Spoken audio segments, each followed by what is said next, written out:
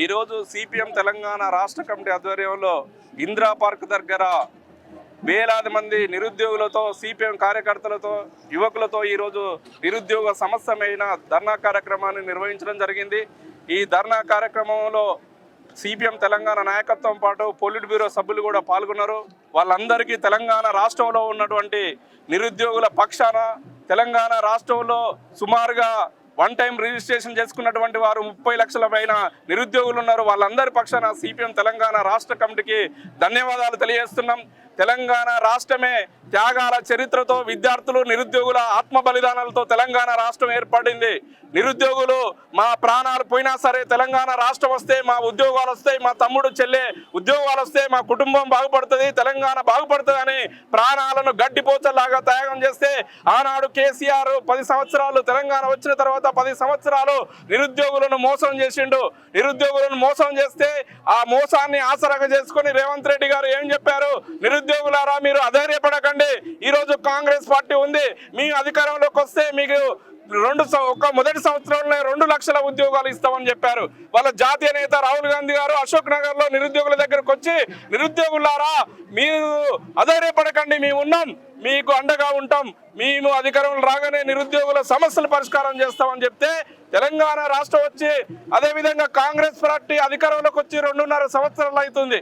ఈరోజు 2 లక్షల ఉద్యోగాలు ఎక్కడ పోయినాయి అంటే నిరుద్యోగులు ఈరోజు ఆందోళన చెందుతున్నటువంటి పరిస్థితి ఉంది. ఈ ప్రభుత్వం అధికారంలో వచ్చిన తర్వాత కూడా 20 మంది నిరుద్యోగులు ఆత్మహత్యలు చేసుకున్నారంటే ఈ ఆత్మహత్యలకు రేవంత్ రెడ్డి ప్రభుత్వమే, రేవంత్ రెడ్డి పూర్తిగా నైతిక బాధ్యత వహించాలని కూడా ఈ సందర్భంగా మేము డిమాండ్ చేస్తున్నాం. తక్షణమే 2 లక్షల ఉద్యోగాలకు నోటిఫికేషన్లు ఇవ్వాలి, నిరుద్యోగ భృతిని ఇవ్వాలి, రాజీవ్ యువ వికాస్ మీద కల్పిస్తామన్నటువంటి రుణాలను కూడా తక్షణమే విడుదల చేయాలి. అదేవిధంగా ముఖ్యమంత్రి గారు ఈ మధ్య కాలంలో ఉస్మానియా యూనివర్సిటీకి వచ్చిండు. ఉస్మానియా యూనివర్సిటీ అంటేనే తెలంగాణకు పర్యాయపదం అన్నాడు, తెలంగాణ అంటేనే ఉస్మానియా యూనివర్సిటీ అన్నాడు, తెలంగాణ అస్తిత్వం అని ఉస్మానియా యూనివర్సిటీ అన్నాడు. 6 నెలలు అవుతుంది ఉస్మానియా యూనివర్సిటీకి వచ్చి ఆర్ట్స్ కాలేజ్ ముందు బహిరంగ సభ పెట్టి 1000 కోట్లు ఇస్తామని చెప్పాడు. ఎక్కడ పోయినా ముఖ్యమంత్రి గారు మీ 1000 కోట్లు కనీసం ₹1 కూడా ఉస్మానియా యూనివర్సిటీకి విడుదల చేయకపోవడం అత్యంత దుర్మార్గం. అందుకే కేసీఆర్ అయినా ఈరోజు రేవంత్ రెడ్డి అయినా నిరుద్యోగులను విద్యార్థుల గొంతు కోసేలాగా వ్యవహరిస్తున్నారు. అందుకే రేవంత్ రెడ్డి గారి మాటలు కోటలు దాటుతున్నాయి, ఆచరణ గడప దాటలేదు అనేటువంటి చందంగా ఈరోజు రేవంత్ రెడ్డి పరిపాలన ఉంది.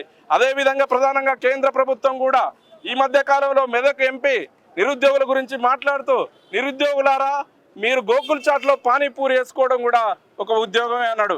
ఆ గోకుల్ చాట్లో పానీపూరి వేసుకుంటే లక్షల రూపాయలు వస్తాయని చెప్తున్నాడు.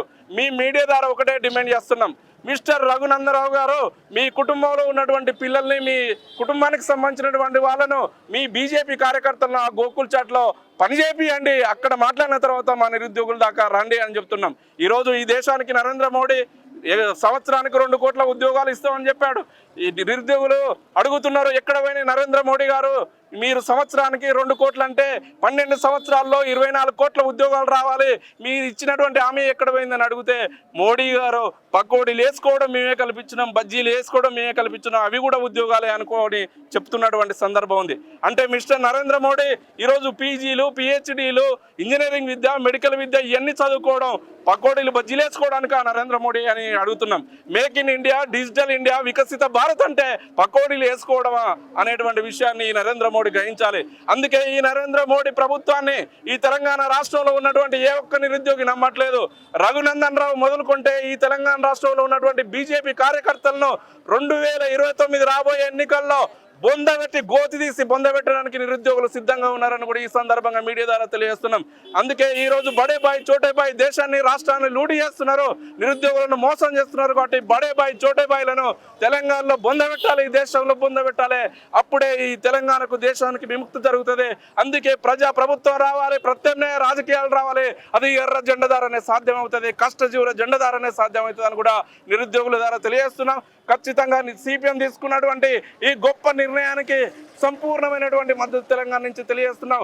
భవిష్యత్తులో కూడా సిపిఎం నిరుద్యోగుల పక్షాన మరిన్ని కార్యక్రమాలు తీసుకొని పోరాటం చేయాల్సిన ఆవశ్యకత ఉందని కూడా ఈ సందర్భంగా మీడియా ద్వారా తెలియజేస్తూ ధన్యవాదాలు.